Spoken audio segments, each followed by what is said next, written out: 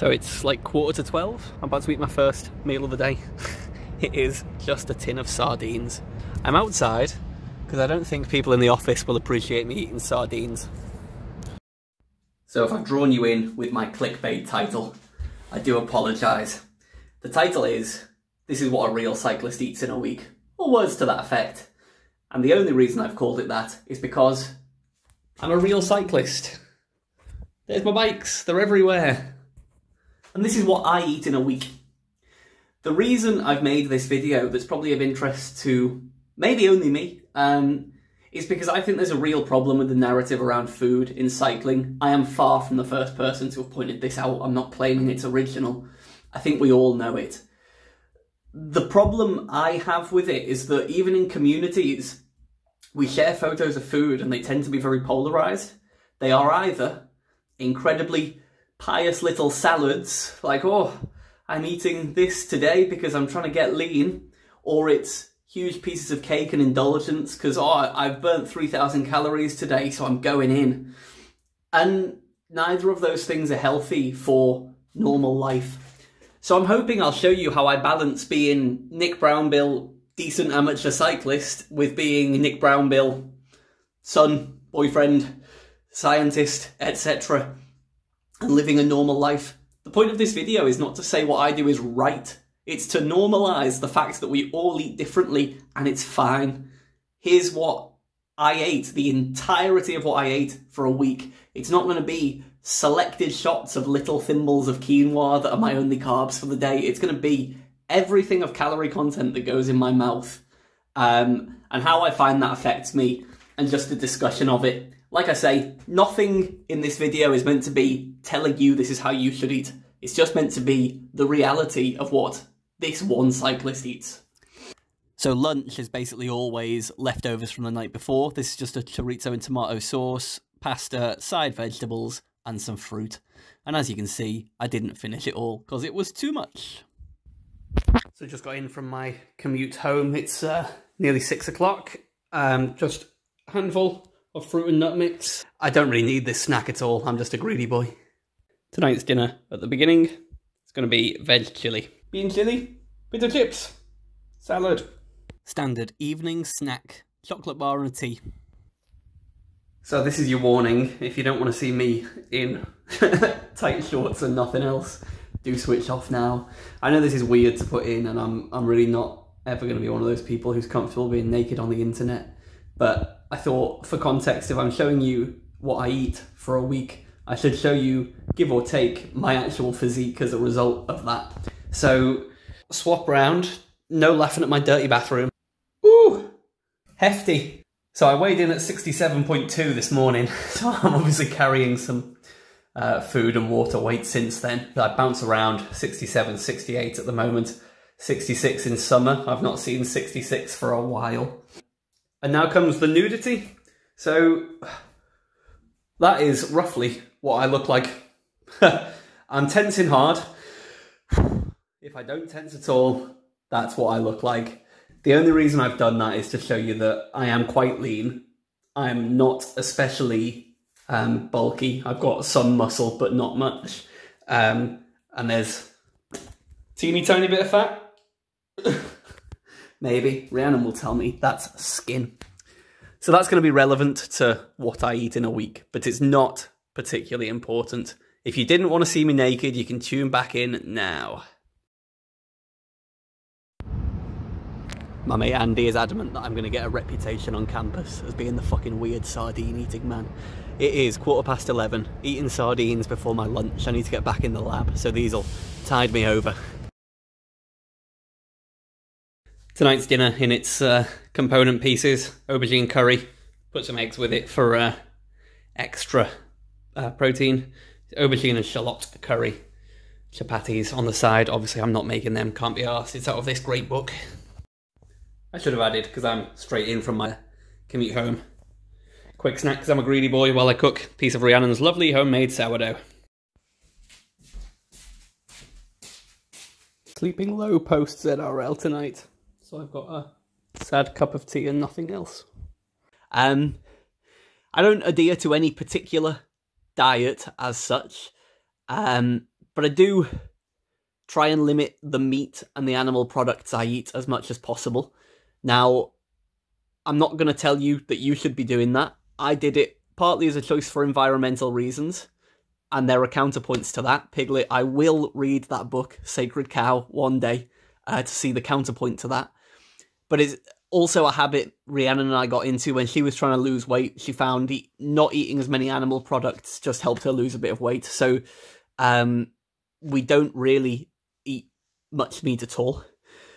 The other thing, I would call myself, this is going to be really wanky, but Glenn Howerton of It's Always Sunny in Philadelphia described his diet as vegetable forward.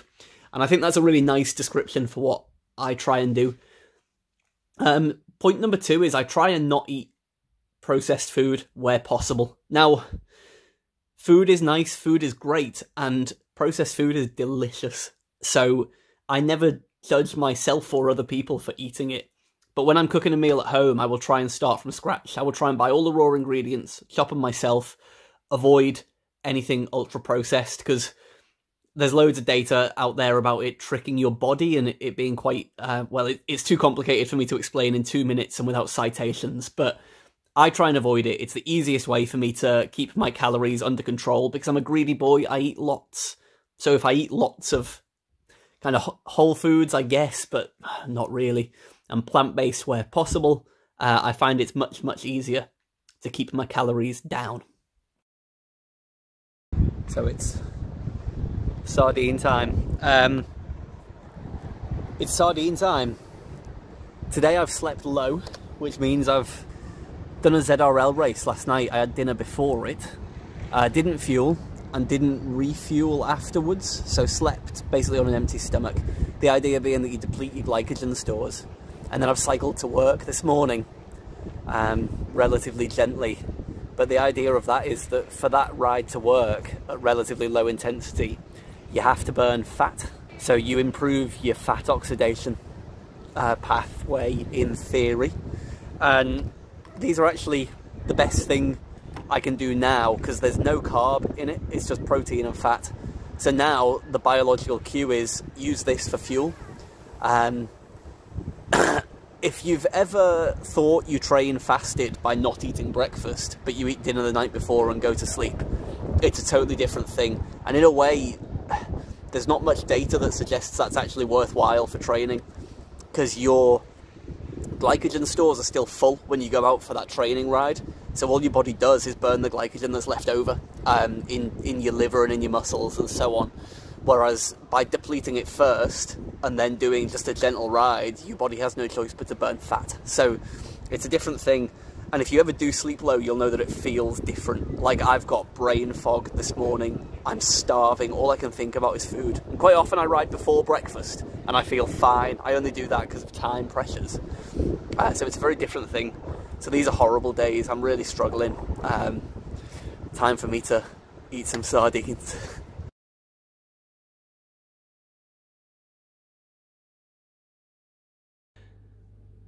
This is sweet potato and black bean tortilla wraps. I'm going to put some tofu in mine and then put some yogurt avocados in as well. Also a massive side salad for me because I'm a hungry boy. But once again, because I'm straight back from my commute, just eating, this is leftovers of Monday's veggie chili. I won't eat much of it, just a few forkfuls to nip that hunger in the bud while I'm cooking.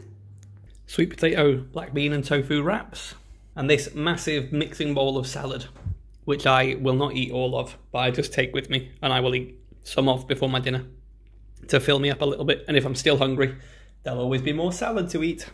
They're only fun-sized chocolates, so I'm having 2.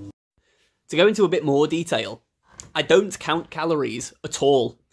Being completely honest with you, I think for a lot of my adult life, I've been teetering on the edge of not having a healthy relationship with food, which is either not eating enough for what I'm doing or eating far, far too much in single sittings. So like this binge purge thing.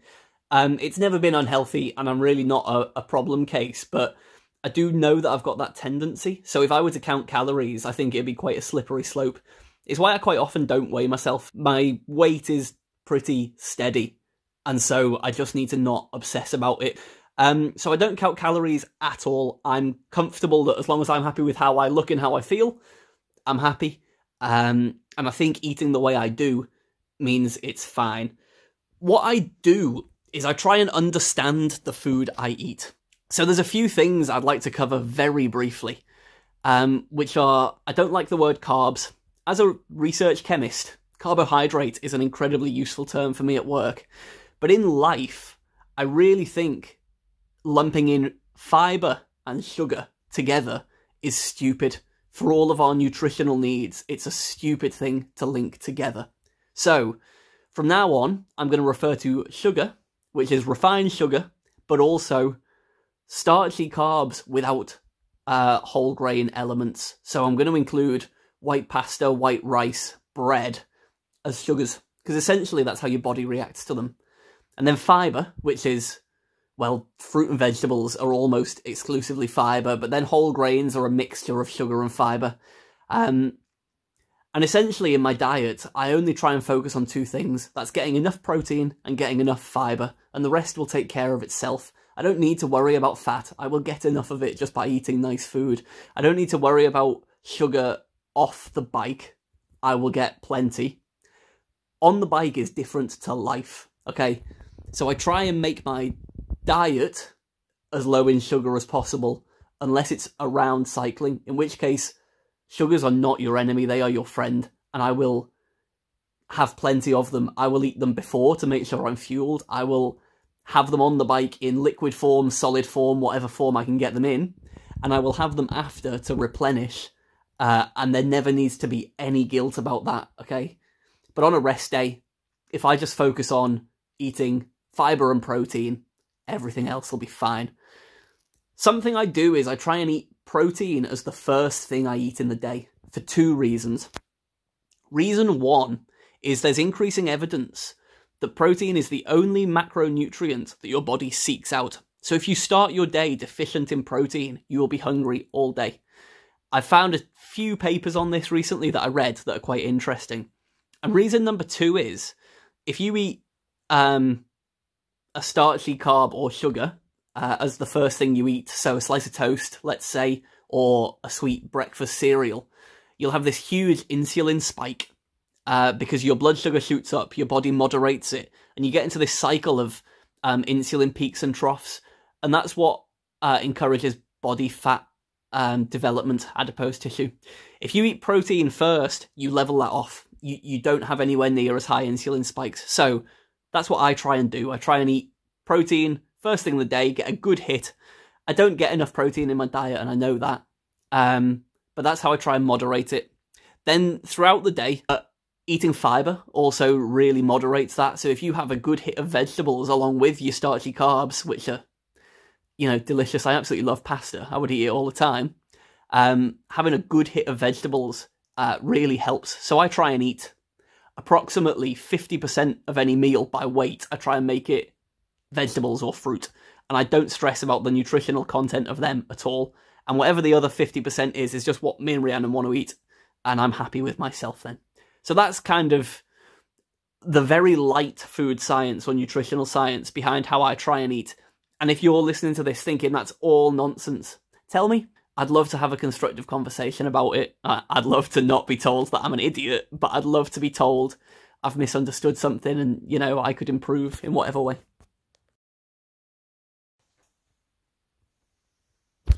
Nah, I'm only kidding. I'm not doing that cycling YouTube cliche.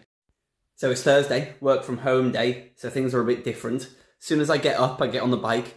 If we're doing a TTT later, I'll just do zone 2 for the morning, so my legs are okay for the TTT. I need all the help I can get with the Titans. But since we're not, I did the medium sweet spot on Zwift, so it's 2 by 30 minutes sweet spot. Didn't eat beforehand, never do, even though I've told you that things are better fueled, and there's no benefit to doing it unfueled. It's just timing. And I don't do things perfectly. That's sort of the point of this video, is that stuff I do I think is just good enough, and that's okay. I felt terrible anyway. So now I'm off the bike and it's time for breakfast. On Thursdays I actually eat breakfast because I can't cope with being at home when I'm at work, I don't eat breakfast, but at home, I can't sit in the office and not eat. So this is an omelette, got some onions, chili, dill through it, and a pita bread.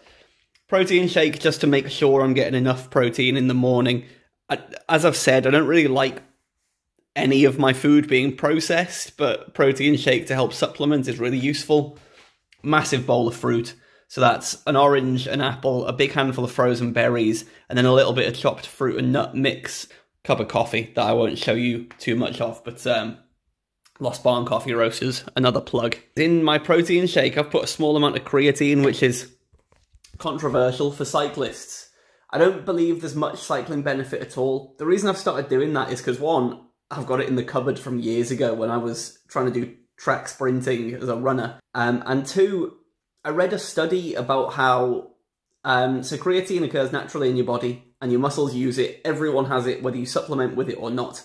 And vegetarians have significantly lower levels than meat eaters. So I've just started putting a very small amount, less than the recommended amount, whenever I have a protein shake, because I eat so little meat that I wouldn't mind that sort of boost a little bit for a bit more explosive energy in my muscles. Might be nonsense. Feel free to tell me it's absolutely stupid, but based on what I read, I kind of think it's worthwhile. Right, I better get back to work. As always, leftovers for lunch, so basically the same as last night's dinner. There's that salad. I didn't do that well with it last night, and I'll keep going with it. This happens quite often on Thursdays, that I find myself with far too much food. Afternoon snack is to finish the fruits from breakfast with another cup of coffee. Tonight's dinner and its component pieces, it's going to be just vegetable pasta bake, tomato sauce. So I'm going to get the vegetables roasting in the oven first, and then I'm going to go and do a Zwift race, and then hopefully I'll make the tomato sauce, cook the pasta in between the two Oh My Crit races I'm planning to do today. Post-race, or double race, I shouldn't have done it, I was absolutely knackered. Here's the final product, my vegetable pasta bake, and I'm finally going to see the end of this salad. It was too much. Same as last night, plus maybe the twirl that I didn't eat last night, and also, because it's December and I'm 31, chocolate from an advent calendar. Milky Bar, the best. That's only little, so it doesn't really count. So then what I didn't put quite enough emphasis on was fueling on the bike.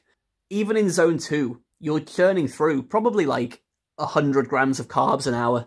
Now, I talked about the insulin spike associated with sugar a little bit earlier, and when you are exercising, that doesn't happen. As I understand it, your muscular cells become much more sensitive to insulin, which also carries sugar into your cells across your cell membrane. So your pancreas doesn't need to release more insulin. When you swig loads and loads of sugar water, just what's naturally in your blood already, that insulin will transfer it straight to your muscles, where it will be used. It's really good to have basically as much sugar as you can get in whilst you're exercising above zone 2. In zone 2, I'm personally not one for the, getting 90 grams of carbs an hour. I'll have enough carbs to keep me fueled, but I do want zone 2 to give me a calorie deficit. Obviously, part of the reason I'm doing it is to keep slim. But as soon as there's any intensity, I will be drinking a sugar water by the bottle. Every workout you do it fueled. You'll burn more calories if you do it fueled, because you'll be able to get more work done. By work, I mean energy burnt. So I really do believe most of us underfuel on the bike. And if you underfuel on the bike, you'll find that you're hungry all day afterwards and you'll eat more calories. So for those of you thinking, oh, I don't want all that sugar in me, it's loads of calories I don't need, I want a bit of calorie deficit, you're shooting yourselves in the foot, in my opinion. That's not a scientific fact. I don't have the numbers to back that up, but I believe some papers have shown that. I'd really recommend fuel as well as you can. I always stress about my teeth. I'll keep stressing about my teeth. What if the sugar water rots them? But I'm 31. I've had one very light filling and the dentist said it's totally not my fault. I've got a skin flap over a wisdom tooth. So it can't be that bad. So yeah, please do fuel. I think it'd be great if we all fuel the engine a little bit more than we do. For those of you trying to lose weight, I understand trying to lose weight, but I think you can either lose weight or build fitness on the bike, and you have to do them one at a time. I think if you do both at the same time, you're just heading to burnout and binge eating. So that's my perspective on it. Friday morning. It's not always a work from home day, but it is this week. Friday is normally my day off the bike completely. I'm tired after yesterday as well. If I were Phil Guyman, I'd be saying, oh, I should eat a lot less today because it's a day off. But I'm not Phil Guyman and I'm hungry. So, proper breakfast. My standard big bowl of fruit. I've got a healthy dollop of natural yogurt on it today because I'm not having a protein shake. These were meant to be soft-boiled eggs. I've slightly overdone them with assorted bread and a coffee. Friday lunch, leftovers as always. So there's some of the filling from my wraps on Wednesday night. Pasta, bit of parmesan and hot sauce. And this is just some frozen prawns, defrosted and salt and pepper seasoned, just to boost the protein in the meal a little bit. Friday afternoon coffee break. It's this interesting whiskey-soaked coffee beans. The only thing I wanted to say is, you'll have noticed I don't really snack, and that's quite a conscious choice. What I try and stop myself doing is like the mindless snacking. I don't want to put any food in my mouth for no reason, basically. I used to be really bad for just eating because I was bored. I would just constantly go in, and I think it's probably better to have the discipline to eat what you need at meals. If you're genuinely hungry in between meals, eat and feel no guilt at all, but that kind of not even thinking about it, just shoveling food in your face is something I try and avoid personally. So I'm just getting milk and eggs from the farm that my house backs onto. Fresh raw milk and eggs. Doesn't get fresher than that. Tonight's dinner components and a side salad, and I'm going to put tofu in mine because I love tofu and I love salad. I should say all these things I'm eating, you may look at that and think, wow, that's a sad life, but I actively like them. Like, I actively enjoy every meal I've had, so it's not a sad life. So it's just lightly battered cauliflower, seasoned tofu, obviously the cauliflower's seasoned as well, in a wrap with some pickled onions that I did earlier, avocados, etc. And salad, as always. Standard evening tea and a twirl. The final thing I wanted to say in this little monologue is that I want to be totally transparent that I've shown you a good week for me, like a healthy eating week. It wasn't intentional. It was just a week where I thought I'd be in a position to film all my meals. So if my mate Tom is watching this, he'll be going, yeah, but you've not shown when we go out for dinner and you behave like Mr. Creosote at the end of Monty Python's Meaning of Life. It really can get horrific. The reason for that is I don't believe in cheat days. Having a cheat day encourages you to do even worse. I don't need a cheat day because my diet is good. So if I want to have a burger and fries with a side of a second burger, which is like the sort of thing I'd order when I'm out, I'll do it, and it's not a cheat day. Because I think when you start thinking that way, then 3 hours later you're like, well, it's already a cheat day, so I'm going to absolutely stuff my face with ice cream. Whereas if you feel no guilt about it at all, because you know that overall your diet is good, you just won't. And absolutely gorging for the entire day is so much worse, because you think, well, it's already a write-off. So I don't do cheat days. Once every 2 weeks, I'll go out for dinner with my friends or family or something, and there will be way less healthy food than I've got. Some weeks, there'll be like 3 cheesy pasta dishes that I cook at home as well over the course of the week. So it does get, you know, less healthy than I've currently done. And I'm not at all ashamed of that. I'm absolutely fine with it. That's the reality of, like I say, I'm not a full-time cyclist. If that's the reality of what me and Rhiannon want to eat together, then that's what we'll eat, and sometimes she'll bake delicious stuff and we'll have that. So yeah, I think I've done quite a good job of showing you representative, but accidentally it's been a bit more pious than I intended. The other thing I should add is sometimes in the evenings, if I've got loads of leftovers from dinner, I'll stick a couple of forkfuls in my mouth, and I've not been filming them because just I'm forgetting to get my phone out. It's not that I'm trying to hide it.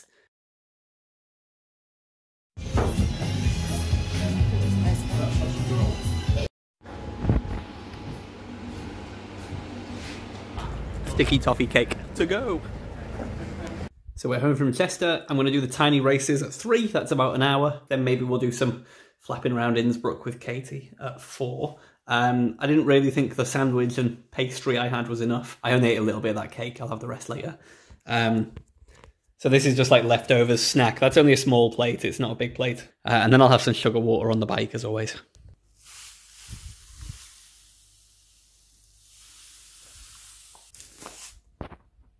So I got off the bike post tiny races and a couple of other races with the burritos. Lots of fun. Because we've been doing stuff today, we've not had time to go do the full shop. So just picked up some ready-made enchiladas from Costco, tender stem broccoli with it, and some leftover salad. I'll show you when it's finished. So enchiladas, tender stem broccoli, some of the cauliflower because I fancied it, and plenty of salad leftovers. So tea and the cake from earlier. A wild Saturday night. You may have noticed I haven't drunk any alcohol in this time, and it's because I don't really drink. It's nothing to do with the calories. I'd be absolutely fine with it, and I like beer and wine and whiskey, but I just find it ruins my sleep. So I never consciously decided I was stopping drinking, but I just don't really drink anymore at all and feel fine and don't really miss it. We do have a house full of wine and beer and whiskey. I'm gonna do 3 hours of zone 2, I think, on Zwift. So before that, I'm having this big bowl. This is oats and fruit and nut mix and fruit and a coffee. So I'm just eating a bit of bread with Nutella in. I got a second one with peanut butter. People say it's better to eat real food on the bike. I think that's nonsense. I don't think it matters, but it's cheaper. Just post 3 hours, like zone 2. Just having a protein shake and an orange to replenish. It's like 10:30, so I don't need a big meal because lunch is on the horizon. Finally finishing off that pasta bake. Enchiladas, a little bit of tender stem, and some salad. Final dinner for my week in food. I haven't done an assembly picture, but this is a vegetarian knockoff cottage pie, complete with lentils and every other vegetable I threw in, mash, and side veg. So final food of this very long vlog, a walnut whip and half a twirl caramel, splitting it with Rhiannon. So that was my week in food.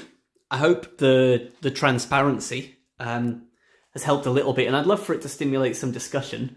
Watching it back, I'm a little bit embarrassed. It's come off a little bit preachier than I intended, and I was hoping it would be less healthy, to be honest, to make a bit of a point.